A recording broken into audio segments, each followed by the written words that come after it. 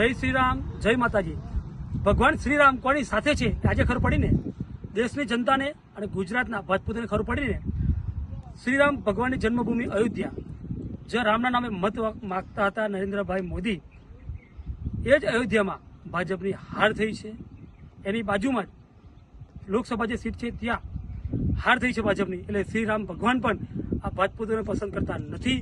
Number 2, Narendra Modi અને એમના ભૂતપૂર્વ વાતો કરતા કે રાહુલ ગાંધીજી પપ્પુ છે। આજે ખબર પડ્યું કે પપ્પુ ઉર્ફ જે લોકો કહેતા રાહુલ ગાંધીજી 4 લાખથી વધુ લીડમાં 2 સીટો જીત્યા છે, અને દાઢીવાળા મહારાજ કહેવાતા નરેન્દ્રભાઈ મોદી 1.5 લાખથી ઓછી વોટથી જીત્યા છે। તો ભાજપૂતો તમે નક્કી કરો કે રાહુલ ગાંધીજીને પ્રજા ચાહે છે કે નરેન્દ્ર મોદીજીને।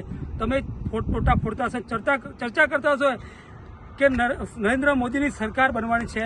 ભાઈ તમે પહેલા એવું કહેતા 400 પાર, કઈ તમારી 400 પારની સરકાર, 400 પાર નહીં, તમે 300 પાર પણ ના થયા, તમારો બેડો પાર થવાનો નથી। હવે યાદ રાખજો, તમારી સરકાર ભલે બનશે પણ 3 પગવાળી અને 3 પાયવાળી તમારી સરકાર છે। તમારી સરકાર ઘડીકમાં હલનડોલન થઈને પડી જશે।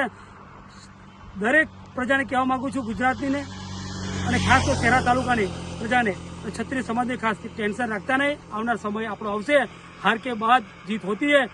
2027નો ટાર્ગેટ શહેરા માટે ખાસ છે, અને ફરીથી કહેવા માંગુ છું કે શહેરા તાલુકાની જે પ્રજાએ કોંગ્રેસને વોટ આપ્યા એ બદલ અભિનંદન। જય હિન્દ, જય ભારત।